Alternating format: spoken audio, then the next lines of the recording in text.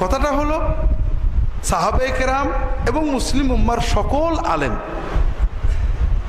চার মাযহাবের ইমামগণ, ইবনে তাইমিয়া, ইবনুল কাইয়িম, শাহ ওলিউল্লাহ মুহাদ্দিস, বড় বড় ইমাম আইম্মা সবাই বলেছেন যে এই রাকাত নিয়ে কোনো ঝগড়ার কিছু নেই। কিয়াম হলো আসল। যেখানে 20 রাকাত হয় 20 রাকাত পড়বেন। তবে কিয়ামুল লাইলের মূল মাকসাদ হলো কোরআন শোনা বা পড়া।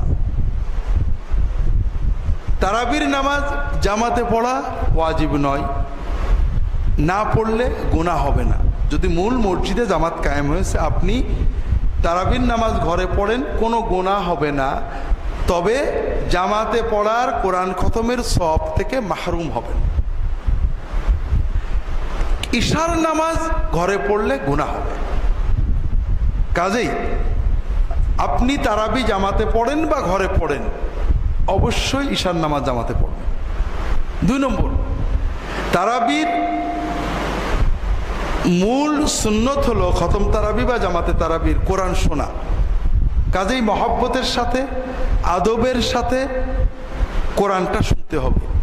মসজিদে এমন হাফেজ রাখার চেষ্টা করবেন যিনি অন্তত প্রতিটি শব্দ সুস্পষ্ট পড়েন, আপনার কানে যায়।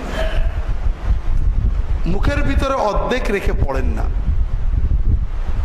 আপনি যখন পড়বেন আলহামদুলিল্লাহি রাব্বিল আলামিন আর রহমানির রহিম মালিকি ইয়াউমিদ্দিন, প্রত্যেকটা শব্দ তার মদ, গুন্না, ইখফা, ইজহার আপনার কানে গেল। পড়াওয়ালা যে সওয়াব পেয়েছেন, শোনাওয়ালাও সেই সওয়াব পেয়েছেন। কিন্তু আপনি পড়লেন আলহামদুলিল্লাহ মালিকি ইয়াউমিদ্দিন, আপনি কি কি শুনেছেন? তেমন কিছু শোনেননি। আপনার পড়াওয়ালার যে পরিমাণ গুনাহ হয়েছে, শোনাওয়ালারও সেই পরিমাণই গুনাহ হয়েছে। কারণ আপনি যদি একটা আয়াত সুন্দর করে পড়তেন, তাহলে একটা আয়াত পরিপূর্ণ সওয়াব পেতেন। যেমন কুলিল্লাহুম্মা মালিকাল মুলকি তুতিল মুলকা মান তাশা ওয়া তানজিউল মুলকা মিম্মান তাশা, আয়াতটা পুরো পড়লেন, রুকুতে চলে গেলেন, ওই একটা আয়াতে সওয়াব পাবেন। আপনি কুলিল্লাহু মালিকাল মুলকি তুতিল মুলকা ইন্নাকা আলা কুল্লি শাইইন কাদির।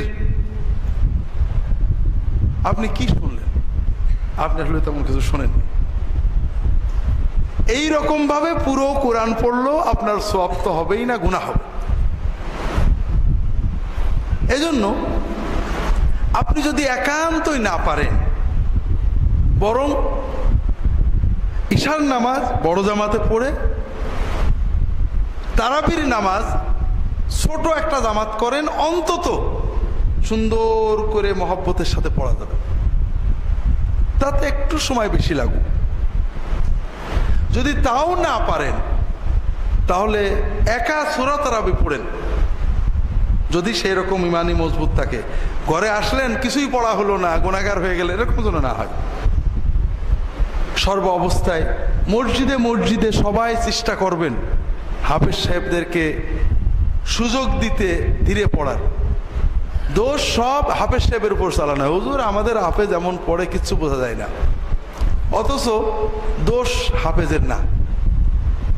হাফেজ সাহেবরা জানে যে ধীরে পড়লে চাকরি থাকে না। গত বছরও আমাকে যশোর থেকে ফোন করেছে, হুজুর মসজিদ কমিটির নির্দেশ 35-40 মিনিটের ভিতর খতম করে দিতে হবে, তা না হলে হবে না। অত মশলা টসলা আমরা বুঝি না। অর্থাৎ ঈশা শেষ করে 20 রাকাত পড়তে হবে 30-35 সর্বোচ্চ 40 মিনিটে। এ যদি না পারেন তাহলে আপনি পান। আসলে মসজিদ কমিটি এই গুনাহ করে লাভটা কি পাবে? এই জন্য ভাইরা আপনারা চেষ্টা করবেন তারাবিতে মহব্বতের সাথে কোরআন শোনা, মহব্বতের সাথে কোরআনটা পুরোটা শোনা। যদি না পারেন সূরা তারাবি পড়বেন মহব্বতের সাথে, রুকু সেজদাগুলো একটু দীর্ঘ করবেন, সেটাও ভালো।